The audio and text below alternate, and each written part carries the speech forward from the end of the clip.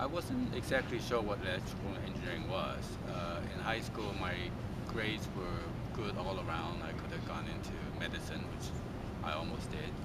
I could have gone to science, and I could have gone to engineering. So actually, the advice I got was electrical engineering was probably a really flexible undergraduate degree, that it's harder to go from, say, science into engineering, but I could go into engineering into science. So I thought, well, I wasn't sure what I wanted to do, so why not electrical engineering?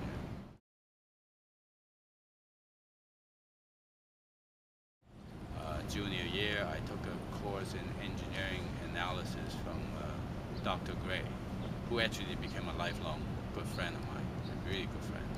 And he was very inspiring. I wasn't exactly the tinkering kind of engineering, like to put things together, whatever. I was more of an analytical engineer. I took almost as many math courses as an engineering student as engineering classes. So when I took engineering analysis, I thought, oh, perfect, that puts the two worlds together for me. It's practical and it's a lot of math. In my senior year, one of my engineering professors came to me and said he really needed a strong mathematician on his team, and offered me essentially a full scholarship, graduate scholarship, and 1 year of RA assistance, including full-time pay in the summer, if I would just help him out on his research project, which was basically do the mathematics of the project.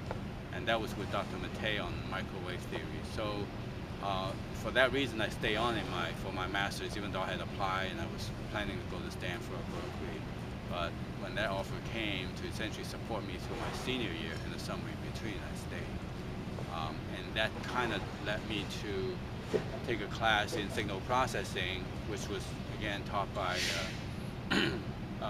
what was to be my future boss, John Marco, who came in as a lecturer because a regular professor, Glenn Coller, got ill or was very busy with his own venture. And I ended up getting picked up by John Marco as a part-time assistant.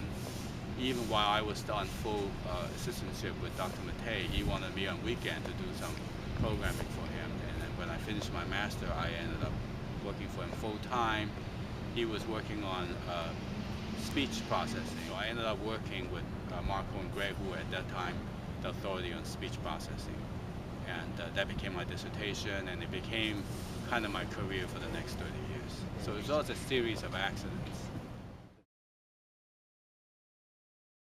What's unique about the experience as an engineering student at UCSB was it wasn't at that time a very big department. So I got a lot of personal attention, such as, Dr. Gray taking an interest in me. And I remember I ran into some financial needs at that time. Roger Wood was the chairman. I talked to him. He says, oh, we'll do whatever it is. We wanted to keep you, and just kind of found, assistantships and found TA-ships for me if I needed. Several things that are unique in my experience at UCSB. One was my relationship with a number of my professors. Steen Gray ended up, I took a class with him, and then I ended up working with him as a graduate student. After I finished my PhD, we became colleagues. And then when I started having research grant, he started working for me on my grant. And then afterwards, we were just good friends. So it's been a lifelong relationship with a number of my professors. And I think that's very unique. And the other thing that's very unique was my interests are very broad. So when I was at UCSB, I took a tremendous amount of philosophy classes. And a philosophy professor ended up becoming my neighbor. We were becoming very good friends.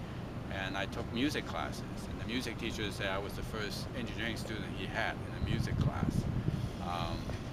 And I dated an art student. My wife is now curator at the art museum. She was a studio art student. So I spent more nights in the art studios than in the engineering library, than the labs. So I think UCSB kind of encouraged and engendered an environment where I felt free to explore different interests.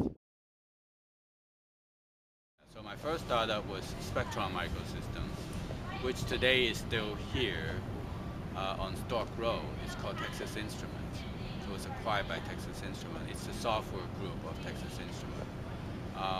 So to go back before that, I finished my PhD, I was doing research and writing grants, and not at UCSB, in a private lab. And then I got recruited to join a startup called Digital Sound, which was one of the first companies to build a voicemail system as far back as 1983. And we delivered our first system in '86.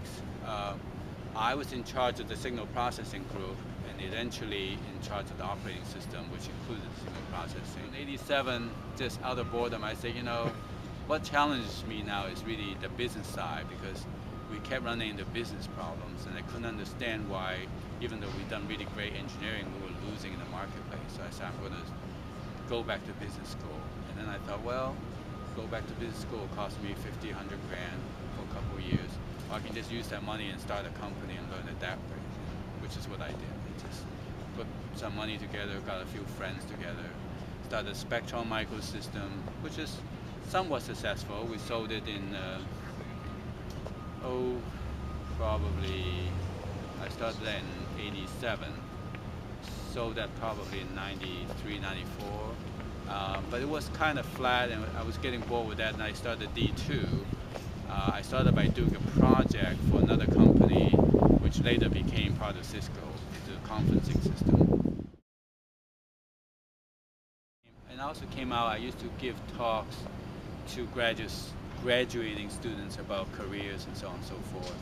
And certainly the department's a lot bigger. I remember when I was undergraduate, the department was shrinking every year. My class shrank from like 120 to 30 people, and the faculty was pretty much in the low teens, and there were no assistant professors.